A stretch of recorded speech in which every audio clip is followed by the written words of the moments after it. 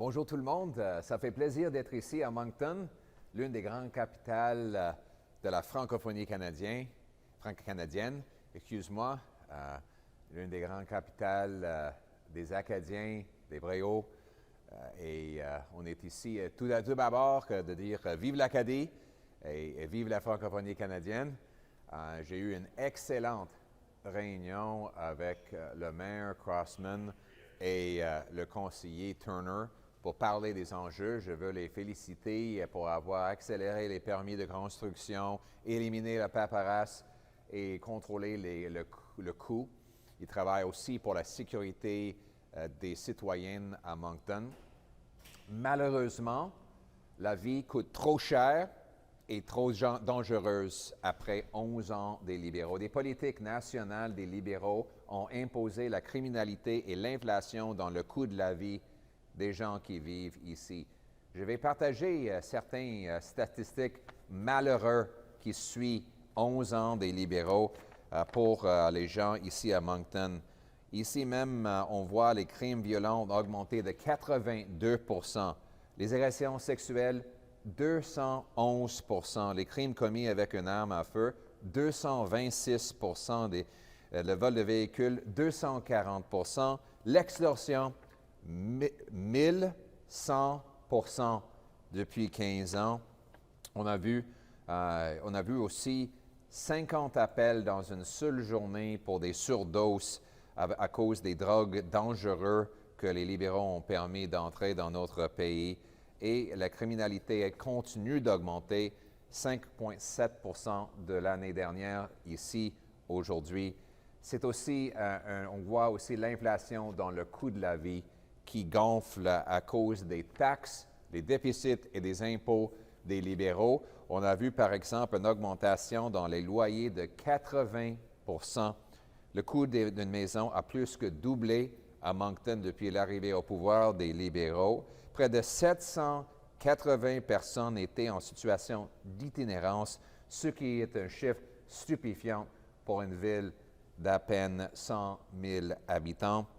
Selon Statistique Canada, le coût de la nourriture ici à Nouveau-Brunswick a augmenté de presque 4 % depuis l'arrivée au pouvoir de Mark Carney. Donc les choses deviennent de pire en pire après un an de M. Carney. Il a promis d'être tout à fait différent, qu'il allait renverser tout ce qu'il avait dit et tout ce que son parti avait fait pendant 11 longues années, mais c'était qu'une illusion.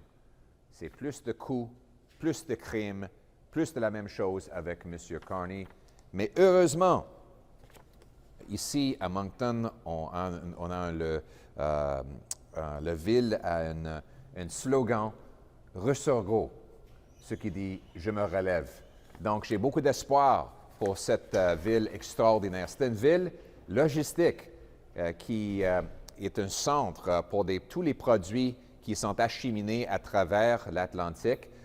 Et à cause de sa géographie et le peuple innovateur qui sont ici. Donc, les conservateurs ont des plans pratiques pour encourager une telle économie. Nous voulons éliminer toutes les taxes pour toute l'année sur l'essence afin de réduire le coût non seulement pour les consommateurs à la pompe, mais pour réduire le coût d'épicerie qui sont acheminés par les camionneurs, mais aussi de permettre plus de biens et de services d'être transportés d'ici aux autres endroits à travers notre région atlantique. Nous voulons inciter les municipalités de réduire les temps de permis et les coûts de construire de logements.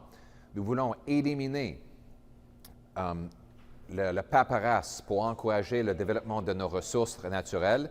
Et finalement, on veut mettre en place des lois plus dures sur les drogues et la criminalité, éliminer les lois sur la libération sous caution que les libéraux ont mis en place afin de garder des criminels en prison, bannir des drogues et mettre de l'argent dans des organismes comme Harvest House, ici à Moncton, afin d'aider les gens de briser leur dépendance pour avoir plus de paix dans nos rues et de sauver nos frères et nos sœurs. Mon message pour les gens de Moncton, Ressurgo, mon latin est terrible en passant, mais Ressurgo, je me relève, c'est pas juste un slogan, c'est le futur, un futur de l'espoir, une ville abordable, une ville sécuritaire et paisible. C'est ça que les conservateurs vont avancer. On se bat pour vous et on va continuer de le faire. Donc, merci beaucoup. And now in English, it is a great honor to be here in Moncton, a great capital of the Francophonie, of logistics, and really an important hub to the entire Atlantic economy. I had a great meeting with Mayor Crossman and Councillor Turner talking about their plans to speed up permits, lower costs, lower taxes, fight crime and drug addiction in the street. I want to congratulate them for their hard work and look forward to working with them even more. Unfortunately, they are facing the terrible policies that the Liberal government has imposed, that it costs too much to live in towns like Moncton and other cities across the country. The crime is out of control. Here's the facts. Violent crime is up 82% in Moncton since the Liberals took office. Sexual assaults up 211%. Firearms crimes, 226%. Motor vehicle theft up 240%. Extortion up 1,100%. Local first responders had to respond to as many as 50 overdose calls in a single day. The crime rate is not just up over the last 11 years of Liberal government, but since last year. It's getting worse since Carney took over. Crime is up 5.7%. The total cost of an average home has more than doubled in Moncton, and rent is up 80% under the Liberals. That's what Liberals have done to reward Moncton residents for having a Liberal MP. More crime, more costs, more rent, and more of the same. Nearly 780 people were homeless in April, which is an astounding number in a town of 100,000 people. According to Statistics Canada, food prices are up 3.4% year over year here in Moncton. The province saw an incredible 32,000 visits to the food bank in 2025, up 73% since the Liberals took office. But we have to have hope. We have to have hope. Because despite the fact that under Mark Carney it's been more cost, more crime, and more of the same, Moncton's motto is Resurgo, I rise again. And the people of Moncton and all of Canada will rise again. We have a future of affordability, of safety, and of hope, and that's what Conservatives are fighting for. I told the Mayor we want to eliminate all gas taxes for the rest of the year to save people 25 cents a litre, $20 to fill up, $1,000 through to Christmas. Also, to make it easier to transport goods to and from Moncton, make this logistic hub we have here in Moncton even more economically powerful, because when you have affordable fuel, you can move more goods across the region at lower prices, lower grocery bills. We want to cut back on the bureaucracy, consultants, foreign aid, corporate welfare, handouts to fake and phony refugees to bring down inflation, debt, and taxes. We also want to incentivize municipalities to speed up permits, free up land, and allow more affordable home building for our young people. Finally, we have to make our streets safe again, and we will end the scourge of crime and drugs in the streets of Moncton. With tougher laws, we're going to end Liberal bail, keep repeat offenders behind bars so that they can no longer offend. We have to, even the Mayor was telling me about one particular offender released dozens and dozens of times to terrorize the community, keep him and others behind bars. A full and real ban on all hard drugs, including for possession. We can require those who are in the streets regularly possessing prohibited substances to get into treatment and recovery, using Harvest House as a great example of recovery. Abstinence-based recovery is the only way to do it. Getting people off drugs will restore peace in our community. So Conservatives are fighting for an affordable Moncton, a peaceful Moncton, a safe Moncton, and a hopeful Moncton. We will rise again. Thank you very much. Merci. On va passer aux questions. Une question inutile.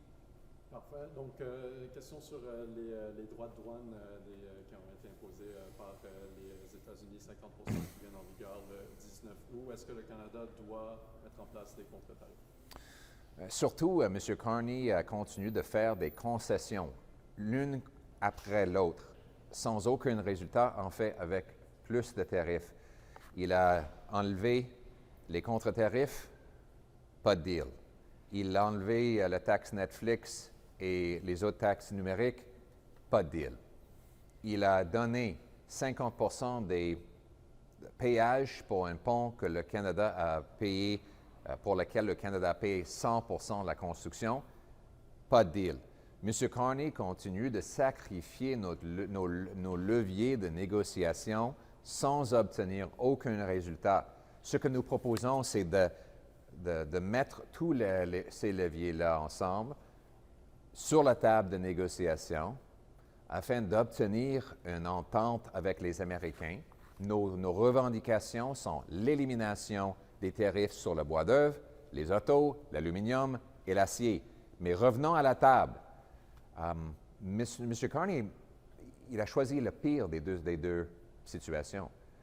Ce n'est pas qu'il refuse de donner des concessions pour avoir un deal. Ce n'est pas non plus qu'il est à la table pour avoir un deal. Il donne des concessions sans même être à la table. Donc, quand il va arriver, toutes ces cartes seront lancées. Donc, nous proposons d'aller à la table, conclure des négociations afin d'avoir un deal libre de tarifs. C'est ça l'approche conservatrice. On sait que le retrait de l'alcool américain des tablettes dans certaines provinces au Canada semble être un irritant pour M. Trump. Est-ce que des provinces comme le Nouveau-Brunswick devraient remettre de l'alcool américain sur les tablettes pour essayer de faire un deal avec les États-Unis? Les tablettes, excuse-moi? Des magasins d'alcool. Oh, d'alcool, OK. Moi, je pense que c'est un autre levier qu'on devrait amener à la table. Les Américains ont plusieurs demandes. Je pense qu'on doit arrêter de donner des concessions avant même d'arriver à la table. Arrivons à la table avec toutes ces demandes-là que les Américains ont fait et dire directement au président Trump, vous voulez l'alcool, vous voulez les vendus au Canada, vous voulez d'autres choses, donnez-nous un accès à votre marché libre de tarifs. C'est comme ça qu'on va avoir une entente. I have a related question for our Parliamentary Bureau. On the tariffs, would you support using Canadian energy or potash exports as a way to retaliate or force a deal? Not as a way to retaliate. I believe it should be used as, there's two types of leverage. There's negative leverage where you threaten something. There's positive leverage where you can offer something to get something in return. So banning or taxing the export of Canadian resources would only kill tens, if not hundreds of thousands of Canadian jobs. And we would be tariffing ourselves in that case. That would not be a good idea. However, we can use our resources as a positive point of leverage by proposing to increase oil production and exports and building up a Canadian strategic energy and mineral reserve tailored for tariff-free partners.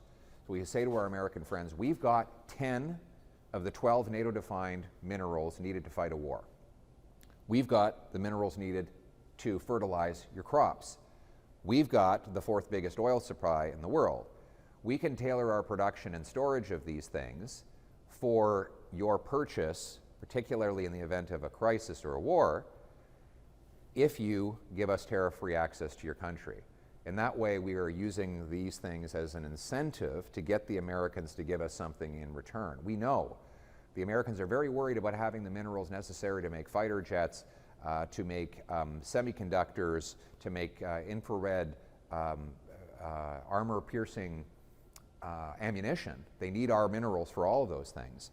We can say to them, look, we can have those in a reserve for you, and we will tailor it for the interests of our tariff-free allies, but in return, for us doing that positive act, we would like to have tariff-free aluminum, steel, autos, and lumber to your market. And secondly, as a member of Parliament from Alberta, do you fly WestJet, and how do you feel about a potential strike at WestJet?